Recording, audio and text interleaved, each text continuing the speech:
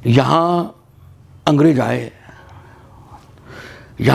आए, तो उन्होंने, आप देखेंगे करनाल गजेटियर भी है ना, उन्होंने गजेटियर बनाए, हर जिले में गजेटियर बनाए, लोक जीवन का अध्ययन किया, उन्होंने यहाँ के कस्टमरी लॉ इकट्ठे किए, है ना।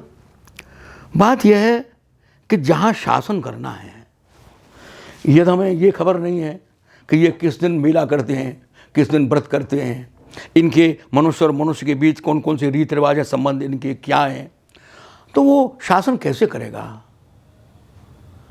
वो शासन करने के लिए आवश्यक है कि जिस पर हम शासन कर रहे हैं पहले उसकी पहचान तो हो, उसको समझा तो जाए।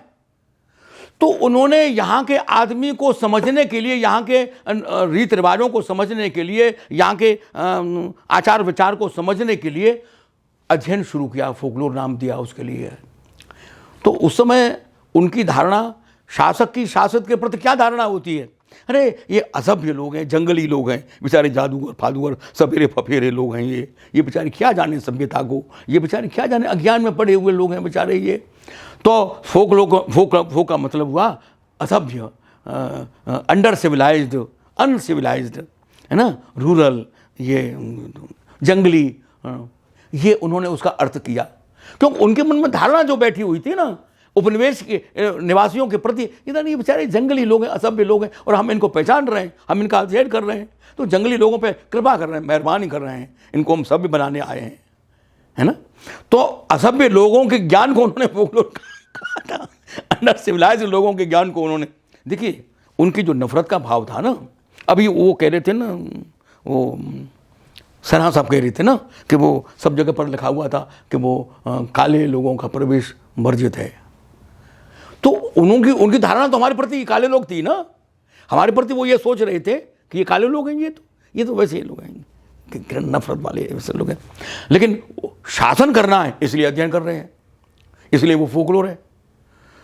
तो उनकी जो अवधारणा थी वो यहाँ से शुरू होती है कि जो फोकलोर है वो गमार लोगों का ज्ञान है, जंगली लोगों का ज्ञान है, आदिवासी लोगों का ज्ञान है।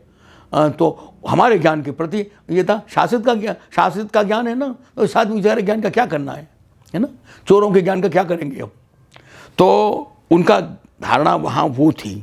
लेकिन अच्छा, इसी की प्रतिक्रिया जो हुई बंगाल में, जो सांस्कृतिक चेतना, जो अभ्युदय हुआ, राजा राम मोहन राय और रविन्द्रनाथ टैगोर और पूरी जो विवेकानंद और ये सारी पूरी श्रृंखला आप देख रहे हैं, उसको पुनरुत्थान आप उसके लिए कहते हैं, आप उसको ज्ञान वो जो कहते हैं, तो उसी की प्रतिक्रिया थी। अरे तुम लोग ये समझ रहे हो, तुम्हारा ये कहना ठीक नहीं है, तो इस बात को नहीं समझते हो। अब वो जो बाण लगा था वही तो विवेकानंद जी का बना, तो उसी की प्रतिक्रिया थी वो।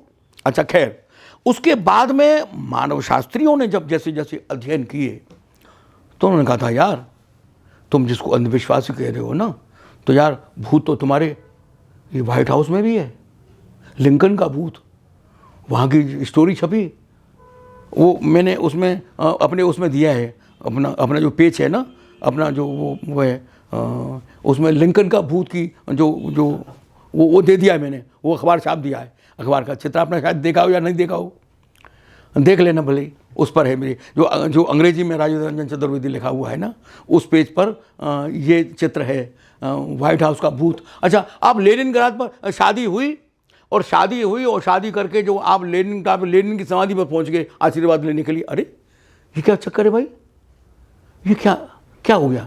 आप तो कह रहे हैं कि ये कुछ चीज़ नहीं है। जब भारत में राजघाट पर गया था तो कह रहे थे कि ये अंधविश्वास है, और जब लेनिन के पास पहुंच गया तो वो प्रथा हो गई, लिंकन वो तो है ना।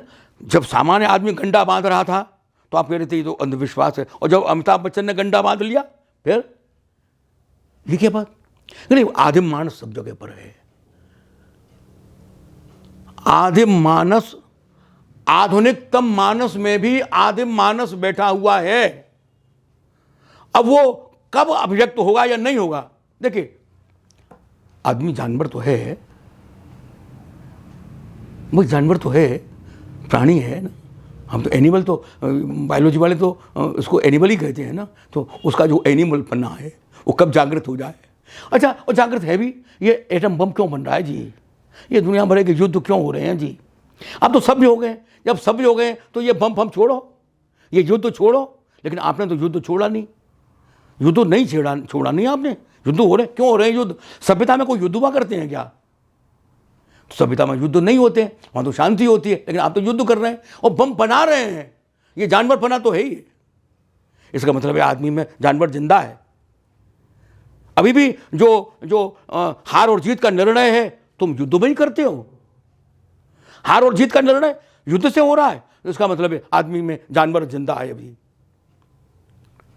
वो आदिम मानस ही तो है, वो आदिम मानस जिंदा है, आदिम मानस एक्ट कर रहा है आदिम मानस। जो दूसरे का धन छीनता है, वो बलात्कार करता है, आदिम मानस नहीं तो क्या है? वो तो असभ्य है। इससे ज्यादा असभ्यता क्या होगी?